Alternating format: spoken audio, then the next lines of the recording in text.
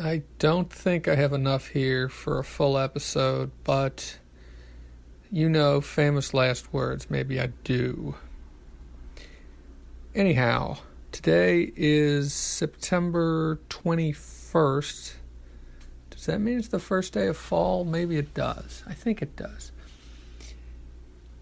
I'm kind of busy with a lot of stuff, but I've been buying things online recently. Of course, I'm talking about comic books. I suppose I could be talking about DVDs of cartoons, things like that, but I'm talking about comic books, and I'm not talking about art either. I'm talking about comic books. Since I last recorded a little over a month ago, I think it was August 18th, the last time I recorded, and of course this is 2019 we're talking about. I bought 4 things. Well, more than 4 comic books, but basically 4 lots, I guess. And 4 of these were of comic books. One of them was a collected edition, although it isn't really a collected edition, but I'll get to that. That's the second thing. And that's all I'm going to talk about in this segment is things I bought. There are some things I've read, and maybe I'll mention them here and there. The first thing that I got, and this ties into something that I talked about on episode 168, and I'm not sure if this is going to be part of episode 169 or not, because the Baltimore Comic-Con is coming up. So I'm not sure if that's going to be episode 169, but as of right now, this is part of episode 169. Blah, blah, blah.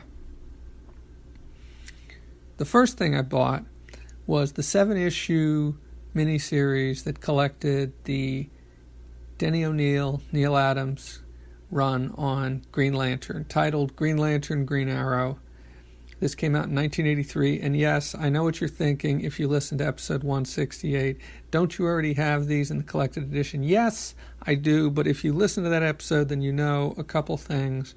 First off, you know that, well, maybe it's just one thing. I guess the big thing is that collected edition, those 2 volumes, did not include the issue 82 was missing from that collected edition. And so I wanted to get that. The problem with ordering comic books online is that if you buy just one issue, the shipping is quite often, unless you buy something really expensive, the shipping is quite often more than the comic book is.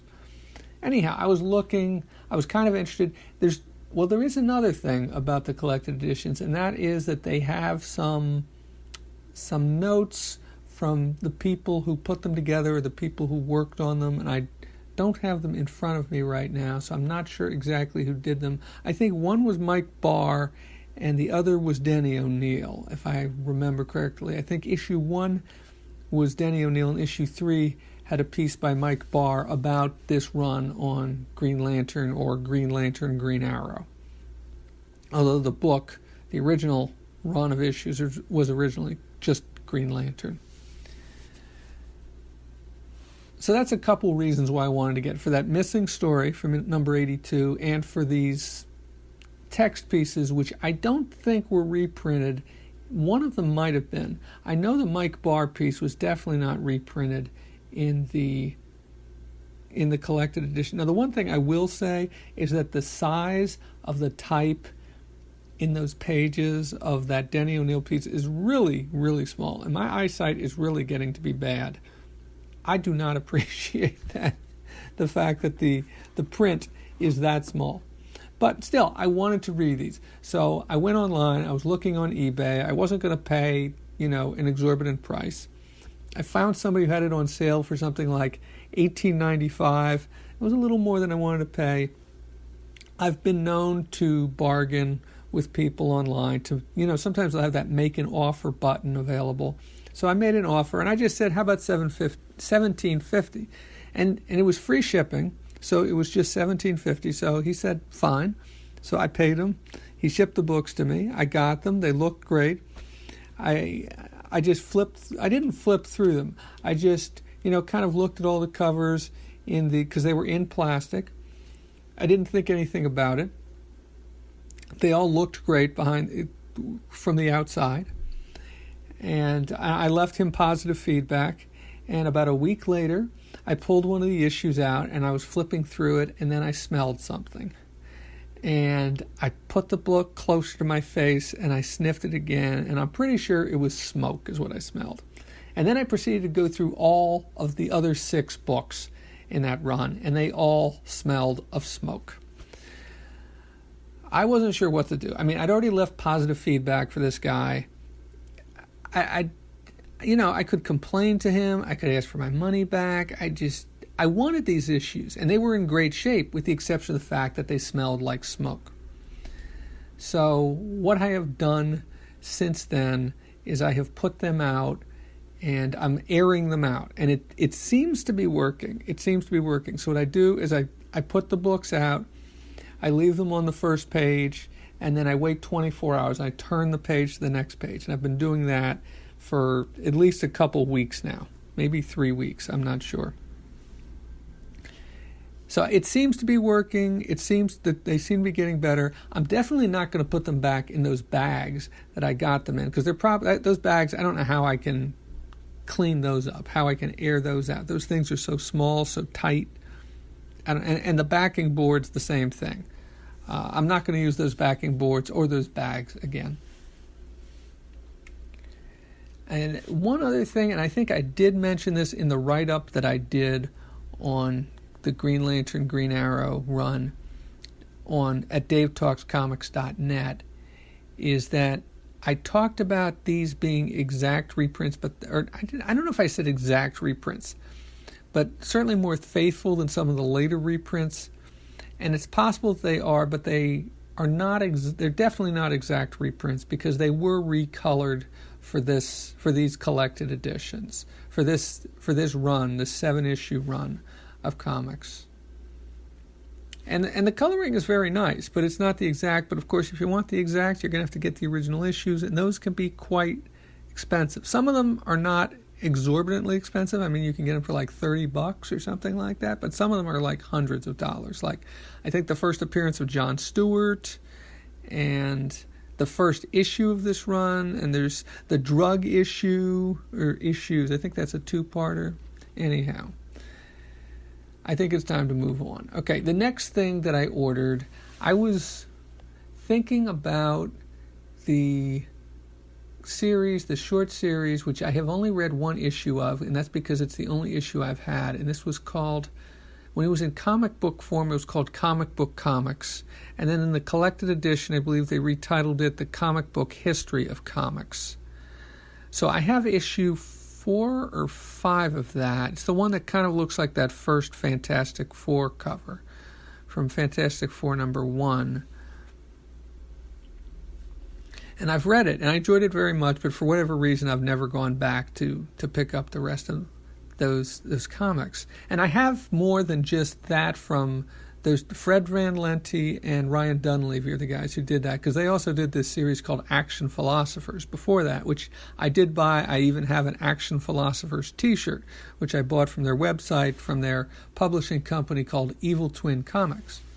So anyway, for some reason, I was looking up this comic book comics. I was bored. I was surfing the internet. I was looking for ways to spend my money. It's probably not a waste of money, but spend my money. I've got too much to read. I don't really need more things to read, and yet I'm still buying stuff. Anyhow,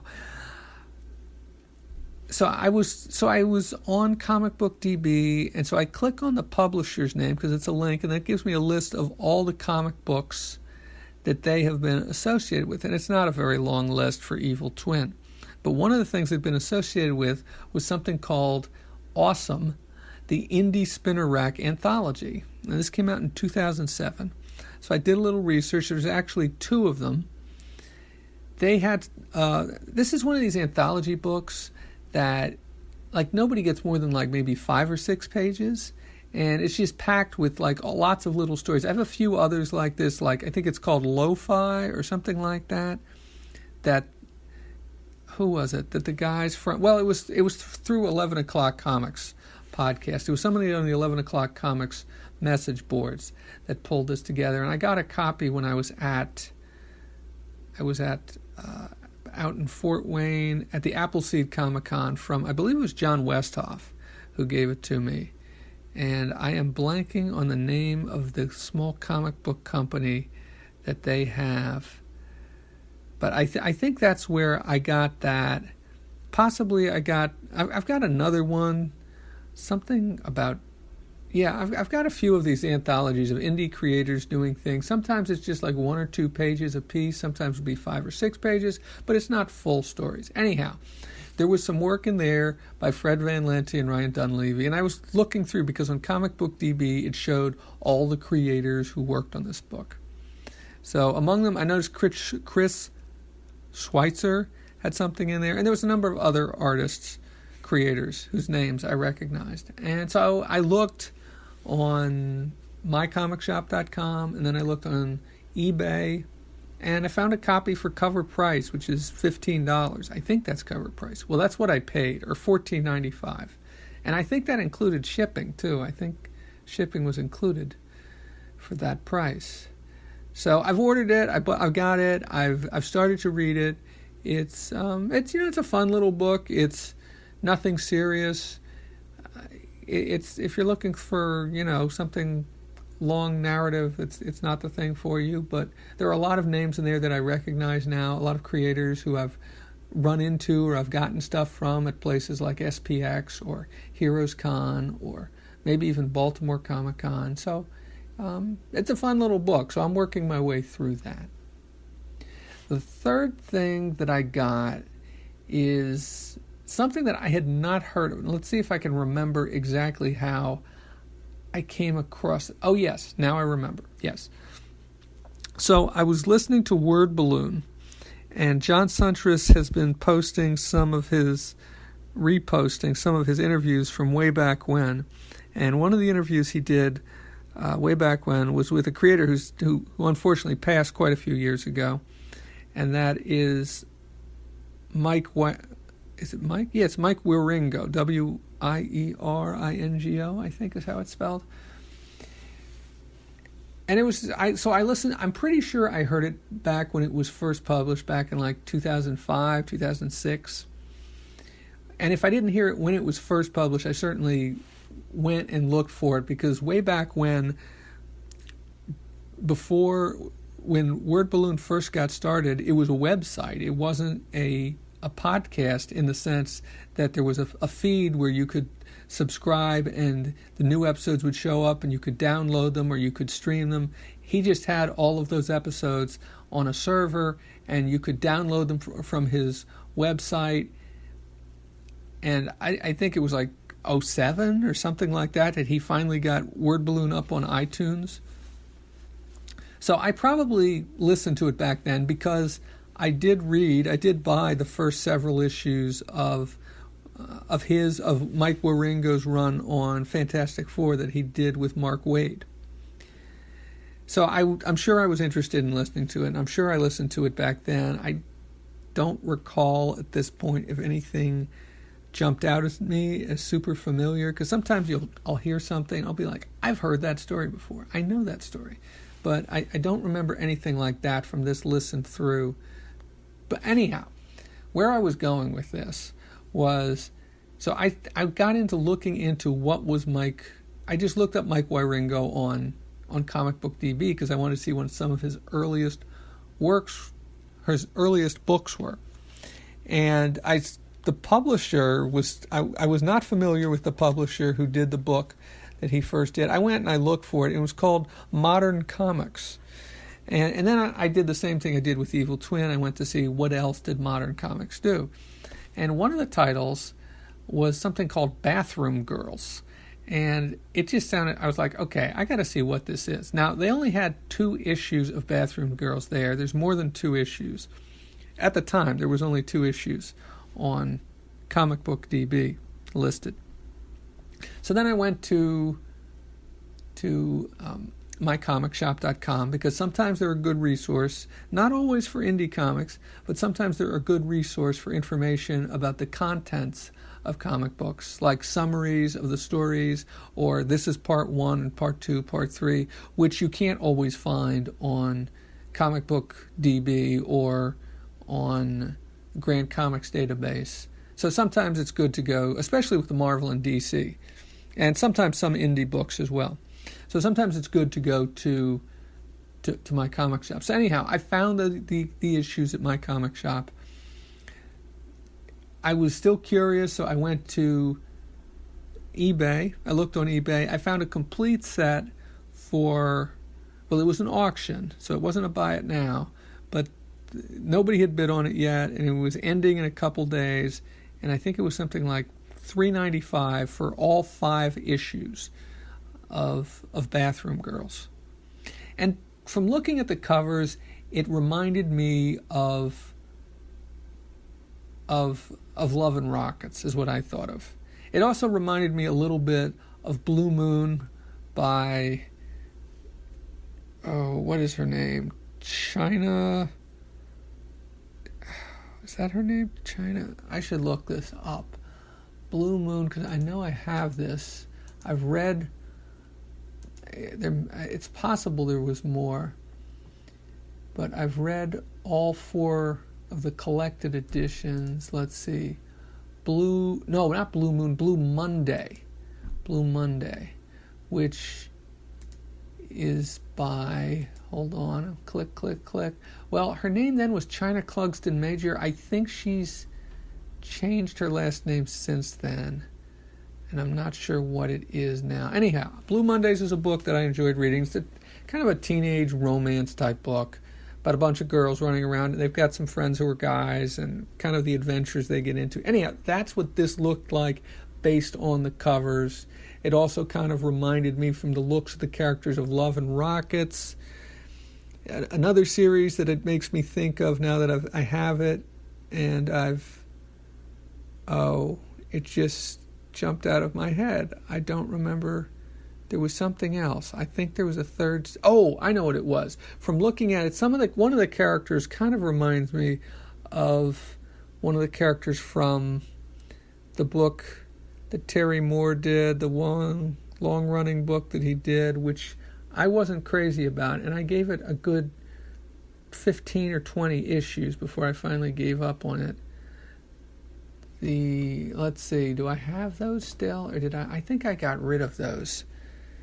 Oh, I'm going to think of it later on. But one of the characters kind of reminds me a little bit of Kachu. Anyway, and I still can't think of the name of the series. No. Well, maybe I'll think of it at some point. Anyhow, it's a very roughly drawn book. Although I have not read these issues yet in full. I have flipped through them.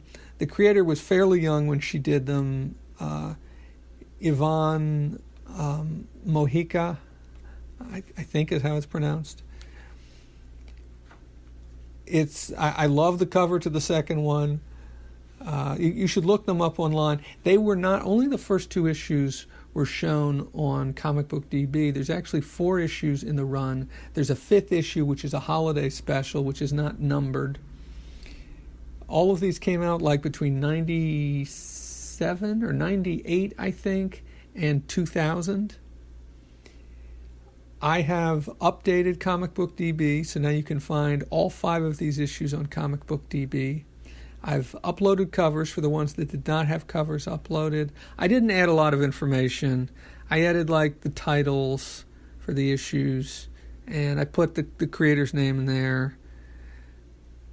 And like I said, it begins very rough. It gets better. By the last issue, she's doing a lot more interesting stuff. It's a mixture. You have stories in there. You also have a lot of editorial comment in there, or her responding to people's letters. Like I said, I have not read these in detail. I've kind of flipped through them. I've looked through them. Part of the reason why I was flipping through them was I was trying to figure out, okay, what's the publication date for these? And the best I can figure for these issues is only a year. I can't even figure out exactly when they came out.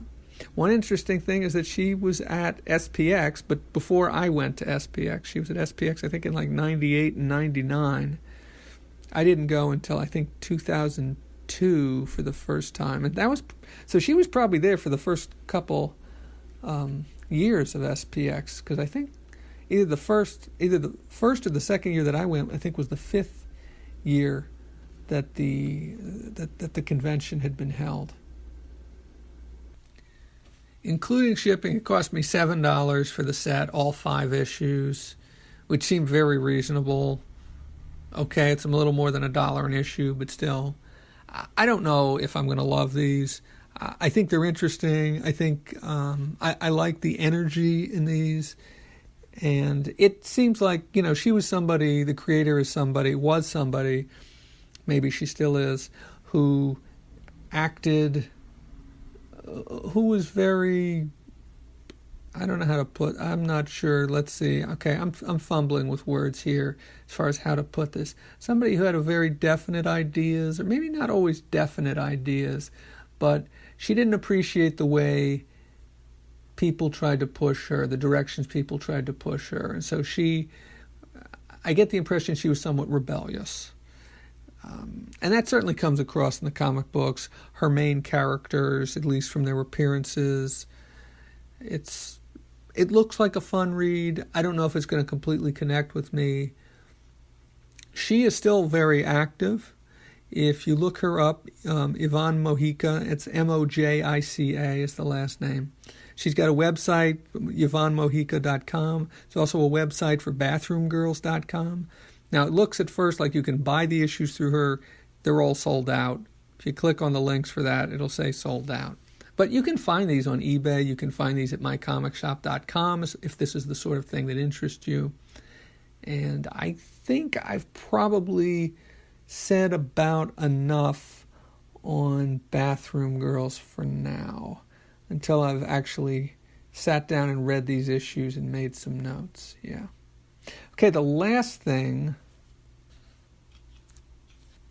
that I want to talk about is something that Kirk Spencer turned me on to. Kirk Spencer is another comic book collector.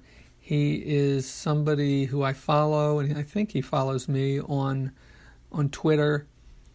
I know of him through, I've never met him in person. I think we were both at Heroes Con this past year. He's a friend of Mike Myers. I want to say, I think Mike had him on one of his programs, not on Geek Brunch, but I think on that Collector Spotlight or whatever it is that he calls it. Sorry, Mike, I don't remember what it's called, but I think that usually shows up in the Geek Brunch feed, those episodes. And I always listen to them. He retweeted something on a comic book that I'd never heard of called Whisper. I think there was somebody had posted an image of Whisper. Now, Whisper was this comic book that came out from First Comics back in the 80s. The series, it started in 1986. And so I went looking. I liked the image. It was kind of curious. It was about a ninja, a woman, a female ninja named Whisper. It looked kind of different. So I went looking, and I found first I looked, so I looked in the same places that I mentioned before, mycomicshop.com. I looked at, I don't know if I looked at Comic Collectors Live or not for this. I certainly went to eBay, and on eBay, I found somebody had an auction for the first 10 issues of the series, the series for $3. Well, okay, it was an auction. So the opening bid was $3, but nobody had bid on it yet. And there was only like a day or two left. So I went ahead and I bid on it. And I won with a $3 bid. So then it was like another $4 to get it shipped to me. So it was like $7 for the whole series. Or maybe it was $5. Maybe it was $5. Anyway, not the whole series, just the first 10 issues, which seemed like a nice chunk. So I got them the other day. In fact, it might have been just last night that I think it was just last night that they showed up. So I opened up the box. I've been flipping through them. I was looking through them. So I opened up the first issue. There was a letters column on the first page. Actually, on the inside cover.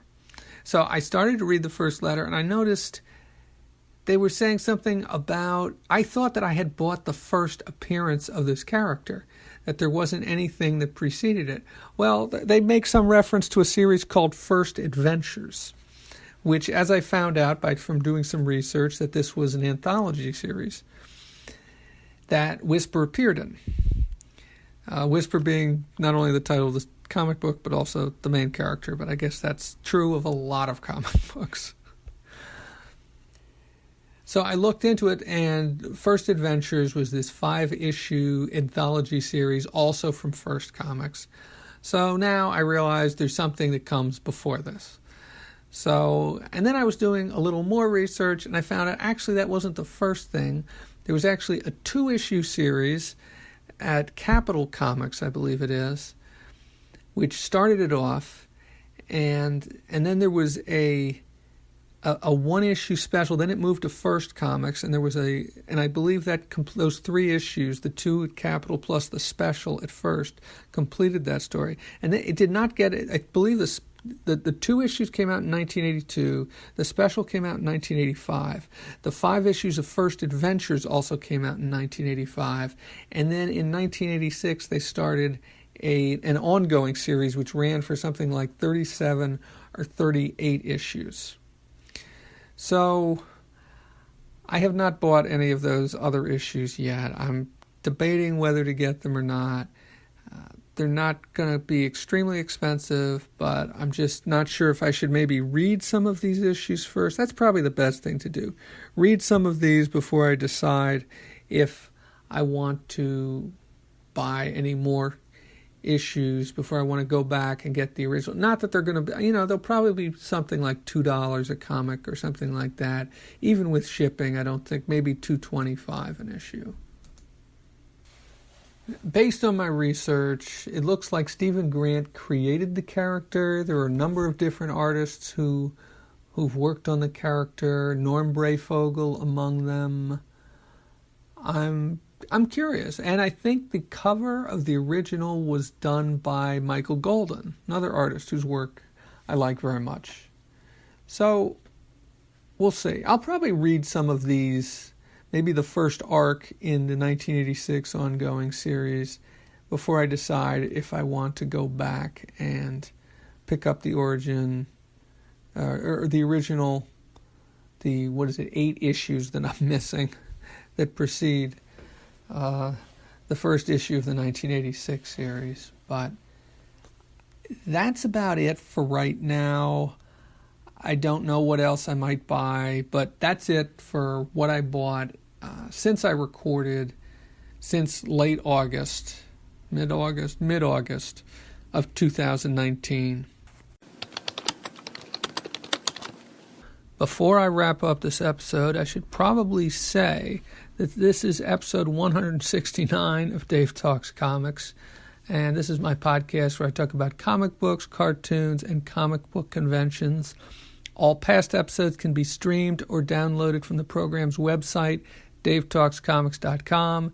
In addition to the program's website, this podcast can also be found on iTunes, Stitcher, and Facebook, and SoundCloud, kind of, sort of. So on Facebook, I just have a page where I post links to the episodes. And on SoundCloud, I haven't updated in a while. I really need to get around to that. Anyhow, you can find my notes on what I have read at davetalkscomics.net. I don't think I talked any spoilers in this episode, and I'm not planning to in what remains of this episode. So first, or next, I wanted to update that Terry Moore series, whose name I couldn't remember, is Strangers in Paradise. I'm not sure why the name escaped me, but it did. As I've said before, not my favorite series. I don't think it's a bad comic book. It just didn't speak to me in the right way, I think.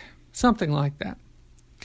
Next, I want to talk a little bit, and actually this will probably be the last thing I talk about, the Baltimore Comic-Con. As I record this, the Baltimore Comic-Con is less than a week away. Today is actually Columbus Day. I am off, as in I'm working from home, but I'm taking a break to record this. So they've released, you can actually get the program guide at this point. I've downloaded it. They also have posted the panels, the programming events for the convention, and I've gone through there and I've made some notes about things I'd like to go to. On Friday, I noticed that there isn't a lot that I want to go to, and actually the 3 panels that I'm probably most interested in overlap one another, so that's unfortunate. The 2 that I think I'm going to skip are, there's a Howard Chaykin panel on his comic book Hey Kids Comics. I really like Howard Chaykin. I like some of his works. I have not read Hey Kids Comics, but I have heard him talk about it on Word Balloon. But I'm thinking I'm going to pass on it because I've been to panels that he's done, I believe, either the last 2 years or 2 of the last 3 years. And as I said, I've heard him on podcasts also. So he was also on Comic Book Historians. I heard him on an episode, or I think 2 episodes of that recently. The other panel that I think I'm going to skip, that first one's from 4:30 to 5:30. This next one's from 4:30 to 6, and that's a William Stout panel. William Stout was on a panel, what did they call it? The mega panel that they do at Heroes Con a few years back when they did one on monsters. And I think he's done a lot of things with dinosaurs, drawing dinosaurs. And so he spoke there. So I've seen him speak before. And then the panel that I really do want to go to, the one I think that wins out for me, that I'm probably going to end up going to on Friday, is the Brian K. Vaughan panel. I haven't read everything he's done. I have not read Saga, but I have read Why the Last Man. I did read, what is that one he did? Oh, God, I'm blanking again. That one he did that was a handout. It was free to read on the internet. It was pay what you want, and I cannot remember the name of it. It was done in a landscape format. The artist was Marcos Martin, I believe. It was very good. It's kind of a science fiction detective type story. I thought it was excellent. Really enjoyed it. It's only 10 issues. You should check it out if you haven't. And of course, if I could remember what the name of the comic book is, then I would tell you. The Private Eye.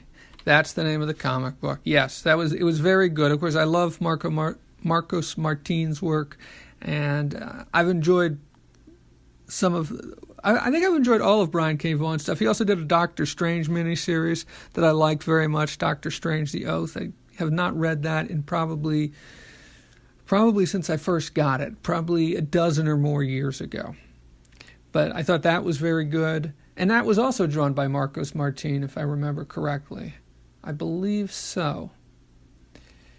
So anyway, I think that's the one I want to go to. There's also like a storytelling panel, which has some people on it that I have not seen before and some people on it that I have seen before. Walt Simonson's on that. Paul Story is on that. And I believe it's hosted by Christy Blanche, who I believe I've seen before hosting panels. But I think also Stan Sakai is on that panel. I don't think I've ever been to a panel that he has been on. So maybe I'll go to that. I think that's a little earlier in the day. There is a panel with some of the people who worked on The Boys. I don't think I'm interested in going to that. I don't think it's going to be my sort of panel. I don't think the audience is going to be my sort of audience. So I think I'm just going to pass on that one. Let me see. Let me jump back to the program book and see what else they have listed here for Friday that looks interesting to me. Yeah, the Sleazy panel is the one that I'm going to pass on. Brian K. Vaughan I want to go to. Hey Kids Chaykin, I'm going to pass. Spotlight on William Stout, I think I'm going to pass. And those, like I said, just a matter of timing. And the Myth, Legends, Folklore, and Comics panel is the one I think I've certainly been to panels on these kinds of, that cover stuff like this before, but I think I would like to, it would be something else to go to. I'd like to go to more than just one panel on Friday. Now Saturday, there are a number of panels that I want to go to. Well, there's at least 3 panels. At 11, there's a spotlight on Ty Templeton. I think I may have heard him on Word Balloon, but it's probably been a couple years since then. He drew a lot of the comic books that were kind of tied into the Batman Beyond and possibly, I don't know if he drew any of, no wait, not Batman Beyond, I mean Batman the Animated Series. I don't think he drew any of the Batman Beyond, but he may have, but I'd be interested in going to that. There are a number of publisher-focused panels. The only one that interests me at all is the top shelf panel from 1:30 to 2:30. There are a few creators there who interest me. Let's see if I can find the listing. Yeah, well, Matt Kint and Jeff Lemire will both be there. And I'm getting ready to read Black Hammer, start reading Black Hammer finally. I have the first collection in digital format. The first library edition, I don't know, it collects like 13 issues or more than that.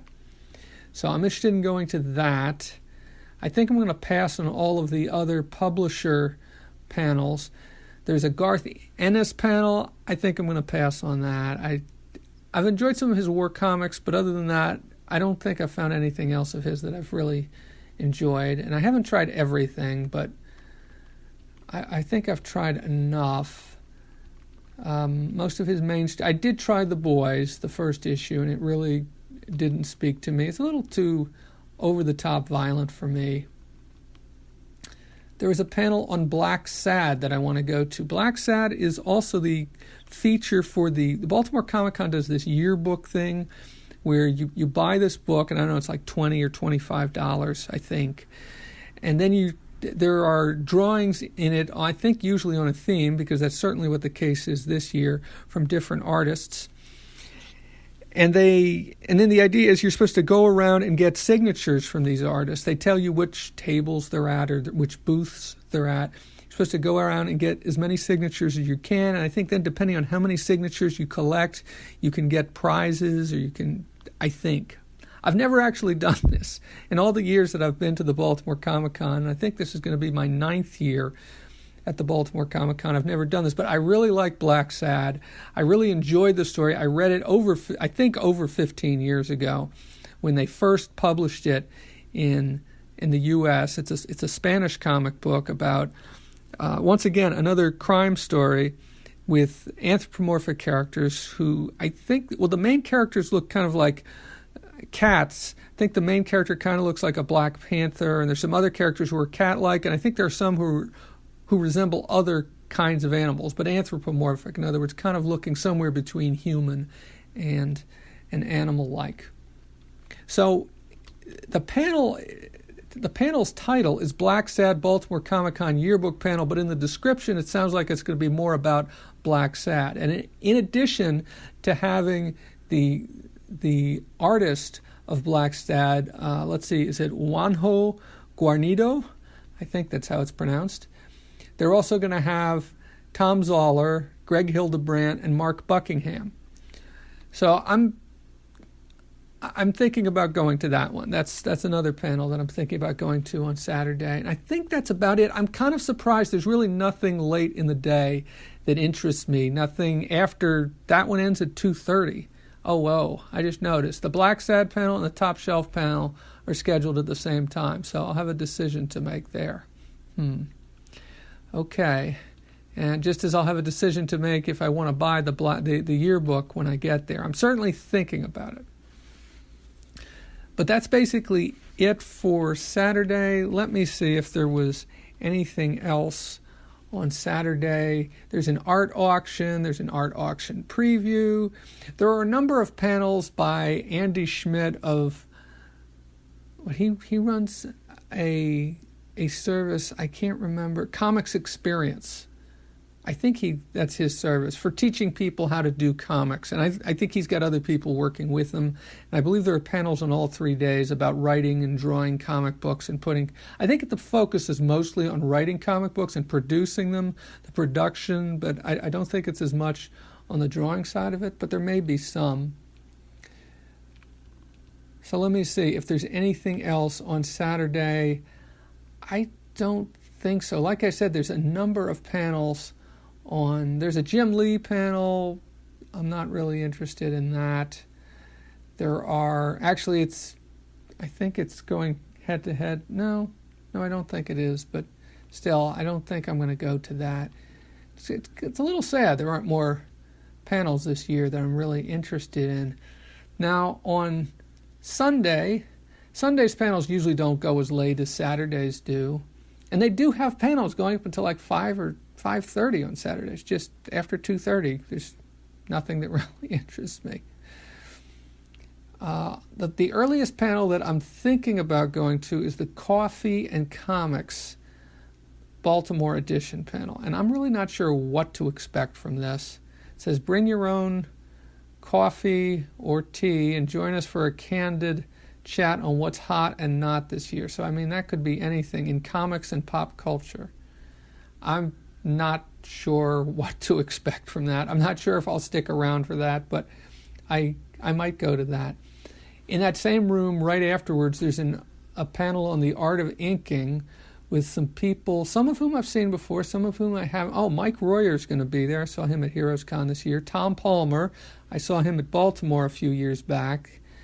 Bob Wyacek, Carl Story, Mark Morales, and John Workman. John Workman I know I've seen on panels before. I'm not sure about the other three, Wyacek, Story, and Morales. But inking's, and that is kind of a bit of a heavy panel. Maybe some of those people won't make it. 1, 2, 3, 4, 5, 6 people. Yeah, it kind of gets a little overcrowded sometimes. Anyhow, the other panel that interests me on Sunday is the Kevin Nolan Spotlight panel. I really don't recall. It's a name that I know, I've heard. I would have to look him up. It said whose work includes Doctor Strange, Jack B. Quick, The Infernal Man-Thing, and more. Kevin and Jose Villarrubia discuss for a look at his career in comics. And I always like these kind of spotlight panels. Sometimes I go to ones with creators whose works I really haven't read. Like I think the first time I went to the Baltimore Comic-Con back in 2010, I went to one for Terry Moore. And I don't remember if I had read much of Strangers in Paradise at that point or when I picked that up. I may not have read any of that at that point. And I think that's more or less about it. So once again, the panels that I'm interested in by 2:30 on Sunday. I think the show closes at 5:30. Be plenty of opportunities for me to walk around and look through boxes and see what there is. I don't have any big plans to buy any art, but who knows? Maybe I will. There is another Chaikin panel on Sunday, but I believe it conflicts with the Kevin Nolan panel on Sunday. So I think, and like I said, I've been to Howard Chaikin panels before. Hopefully he will come back to Baltimore Comic-Con next year. I think he likes the show. I think there's friends of his who also come to this show, other artists, writers. So hopefully there will be other opportunities to see him on panels at conventions in the future. So that's it for episode 169 of Dave Talks Comics. This podcast can be found at davetalkscomics.com as well as on iTunes, Stitcher, and SoundCloud. You can keep up with what I have been currently reading at davetalkscomics.net and what I've been watching at smallscreenscrawls.blogspot.com. I usually update those blogs on a daily or weekly basis. These days it's more like weekly. Links to Small Screen Scrolls can be found at davetalkscomics.com or davetalkscomics.net under the Other Blogs header on the right-hand side of the page. Remember, it's .com for the cast and .net for the notes. If you have comments or questions, I can be reached at davetalkscomics@gmail.com, on Twitter at davetalkscomics, or leave a comment on my website. I'm Dave. Thank you for listening.